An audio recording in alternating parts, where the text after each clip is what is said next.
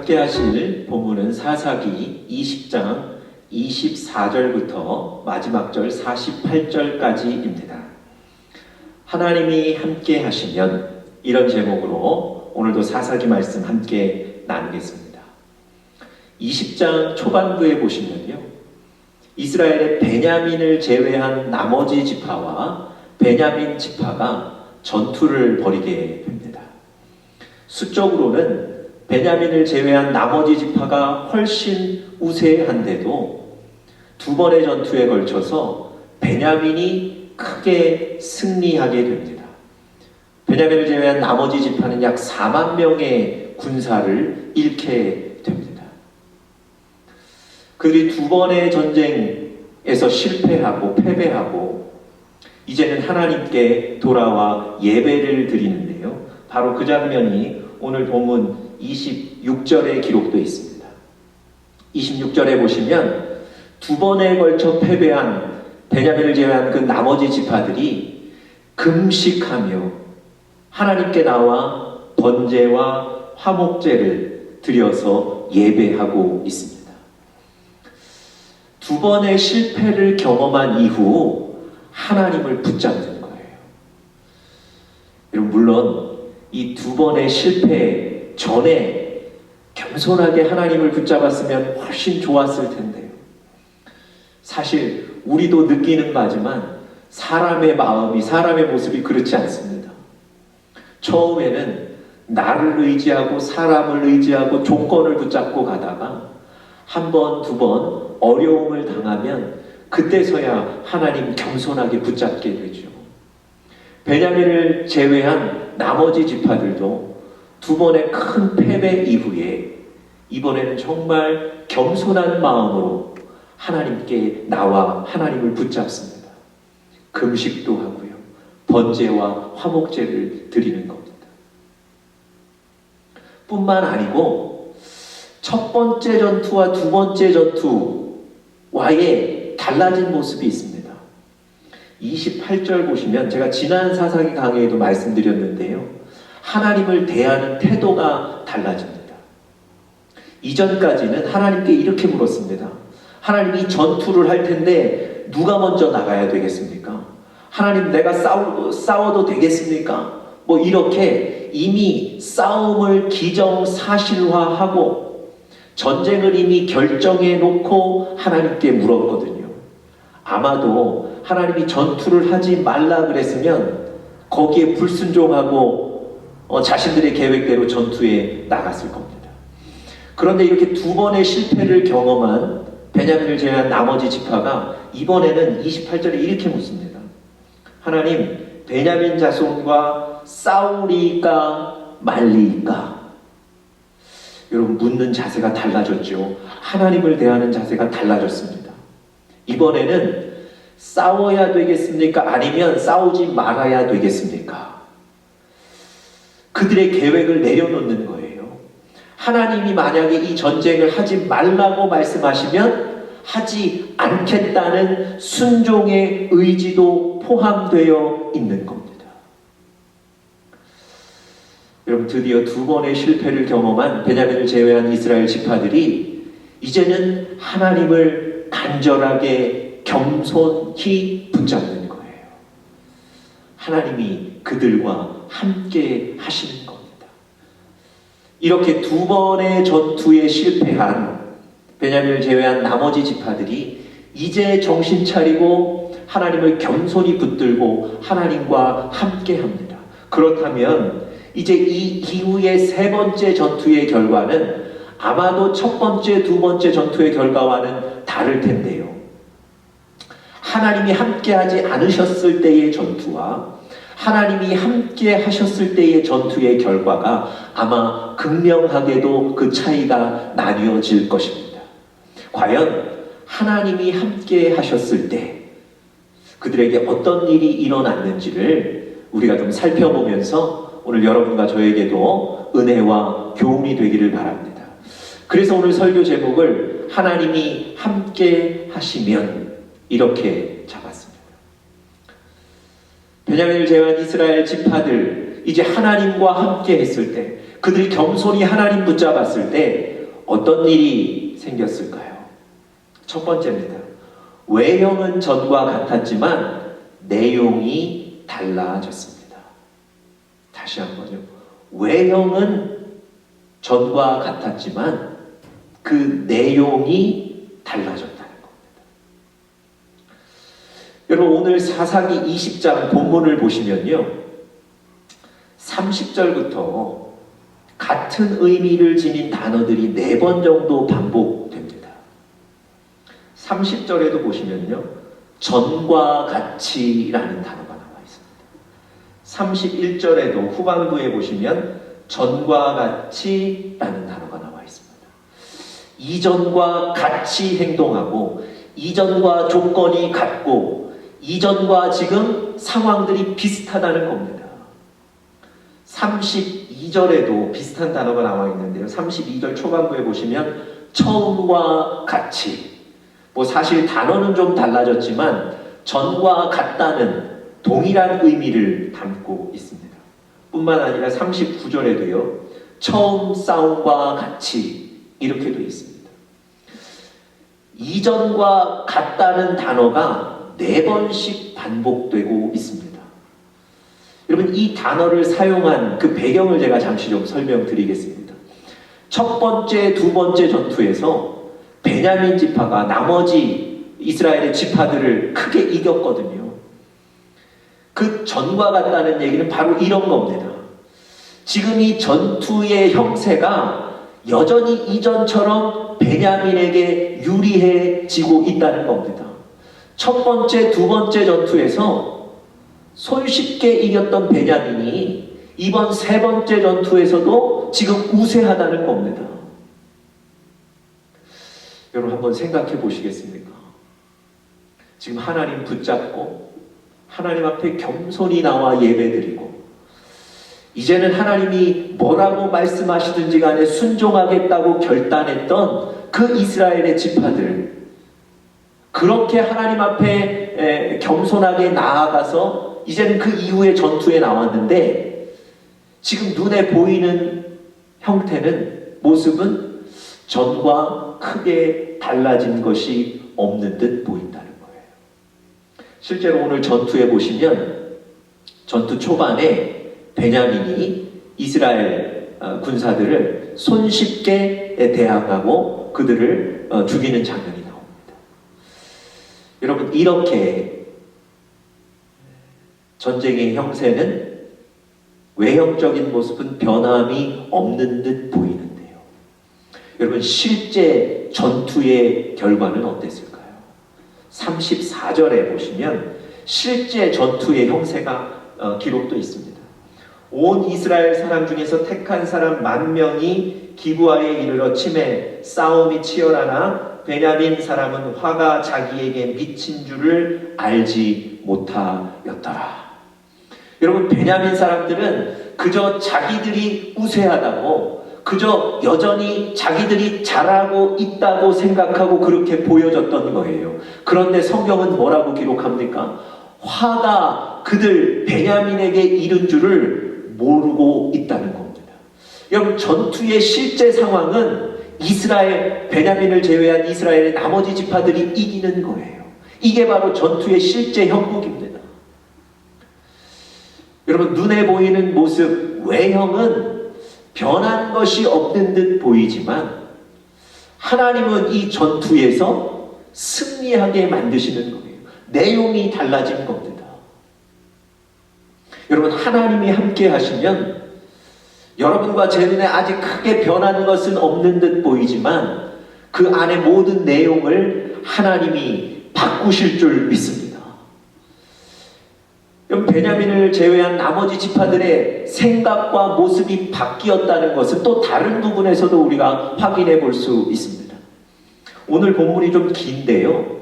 이 본문을 쭉 읽어보시면 첫 번째, 두 번째 전투에서 크게 패했던 이스라엘의 많은 지파들이 세 번째 전투에 나아갈 때는요, 오히려 용기와 소망과 믿음을 가지고 나가고 있습니다. 특별히 이 전투에 임하는 특별한 전략을 짜서 나가고 있습니다. 여러분, 소망이 없는 사람은요, 용기가 없는 사람은 사실 무언가 새로운 것을 시도하기가 어렵습니다. 그냥 포기하고 말거든요. 그런데 오늘 이 이스라엘 지파들은 두 번 전쟁에 실패했음에도 불구하고 오늘 특별한 전략을 세웁니다. 처음에 밀리는 듯 보였다가 그래서 베냐민을 성으로부터 밖으로 나오게 유인하는 겁니다. 큰 길에 나왔을 때 숨겨둔 복병들이 나와서 전투를 하는 이 전략을 가지고 나갔던 거예요. 여러분, 첫 번째, 두 번째 전투에서 실패했던 이 이스라엘 많은 지파들이 이런 새로운 전략을 가지고 나아가고 있다는 것은 무엇을 의미하겠습니까? 그들이 마음속에 용기와 믿음과 소망을 가지고 있다는 거예요.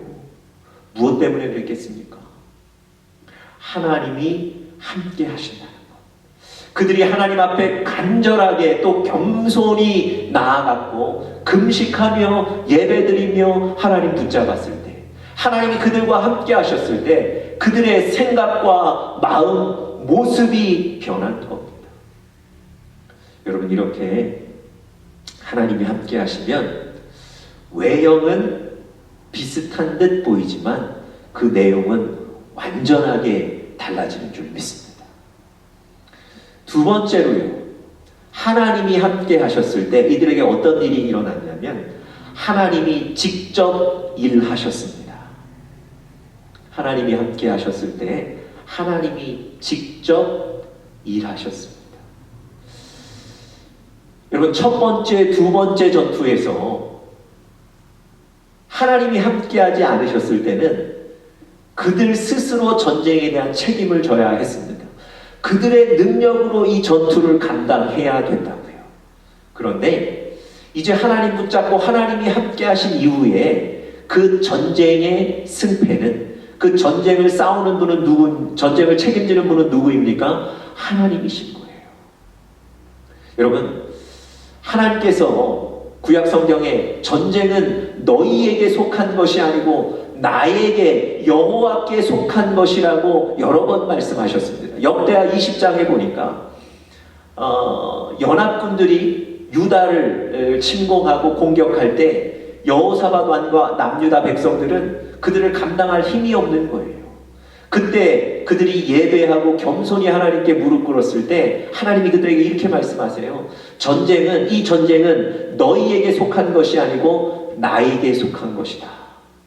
무슨 얘기입니까?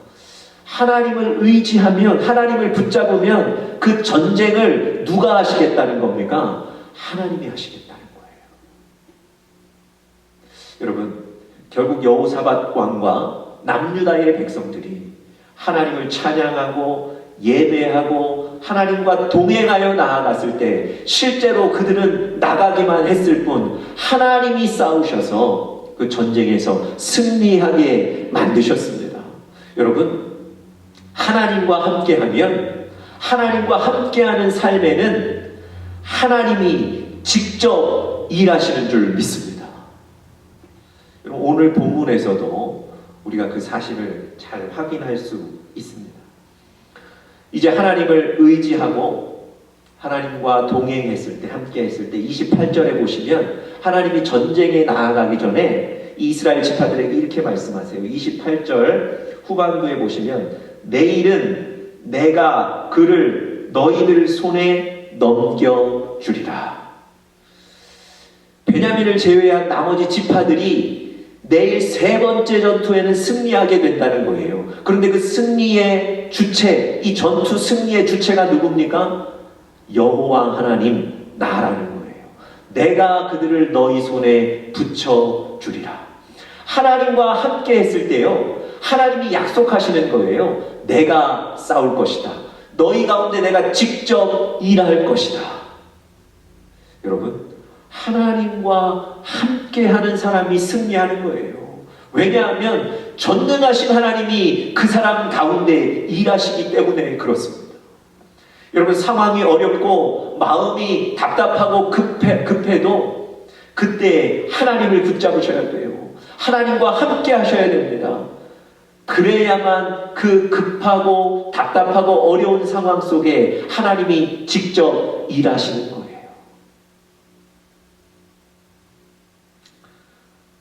하나님이 직접 일하셨다는 증거가 35절에도 나와 있습니다.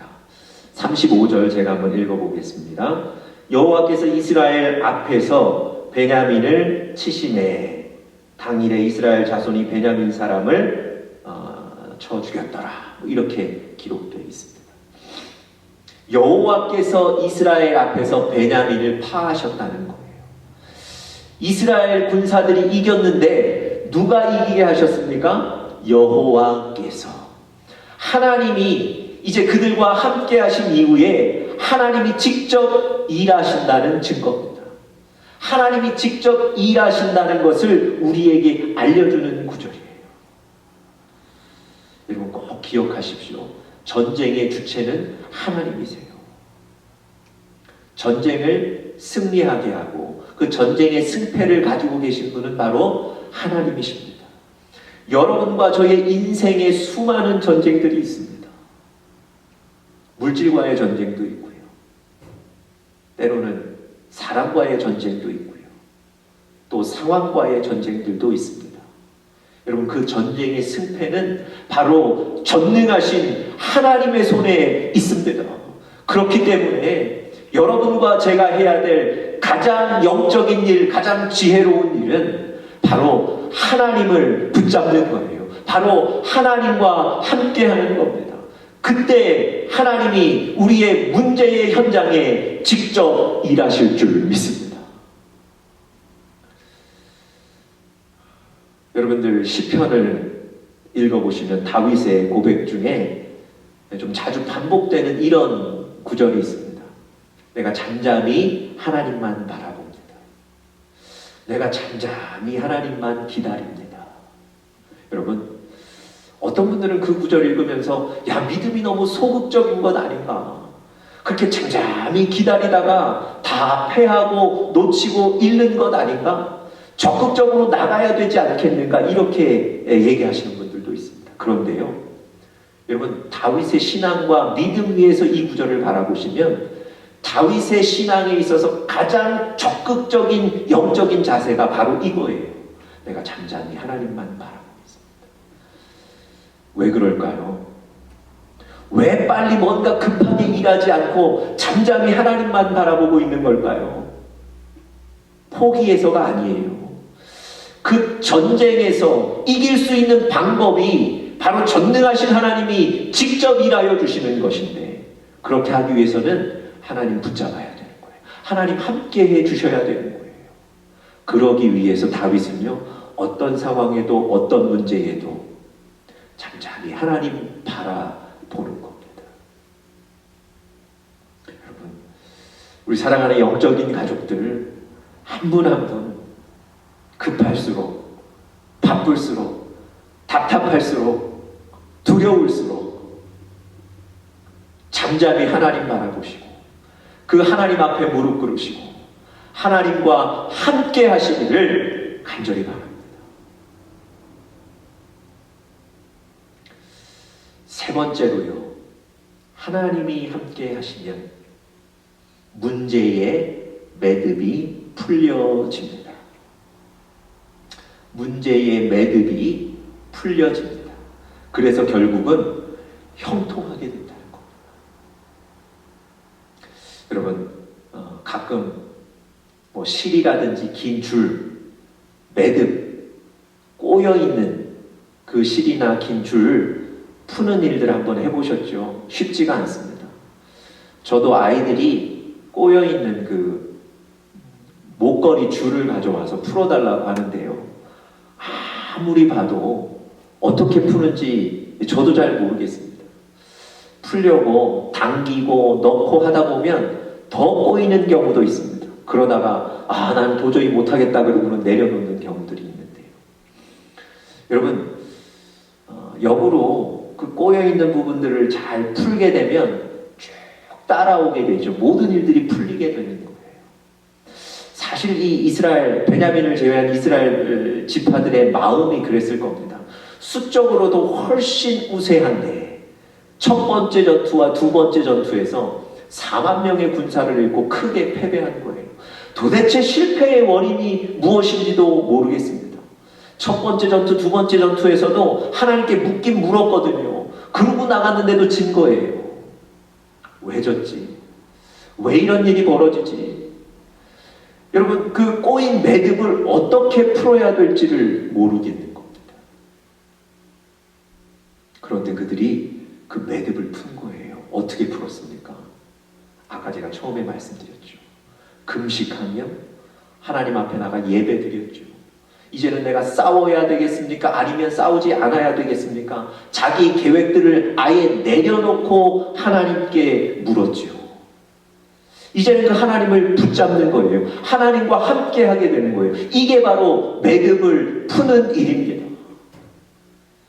제가 왜 매듭을 풀었다 이렇게 설명드렸냐면요, 45절 말씀을 읽다 보니 그런 마음이 들었어요. 45절 제가 한번 읽어보겠습니다.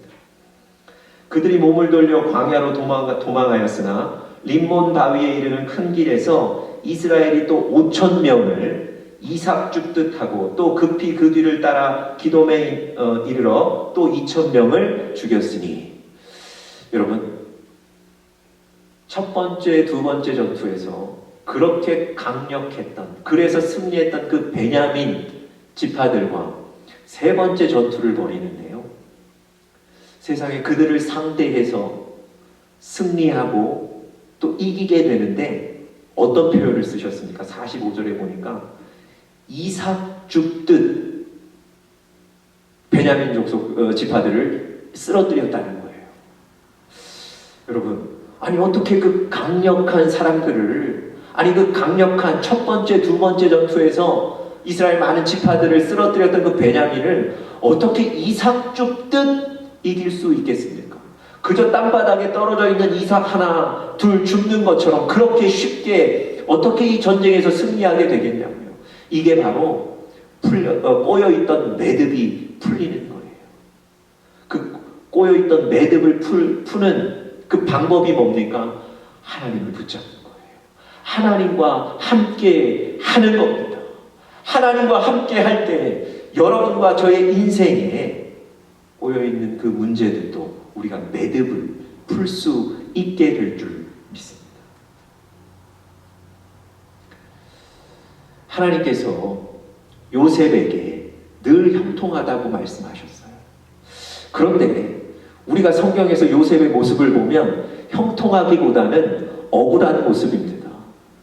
누군가에게 속고 누군가에게 팔리고 또 고생하고, 그런데도 하나님은 요셉은 형통했다, 형통했다, 형통했다 말씀하세요.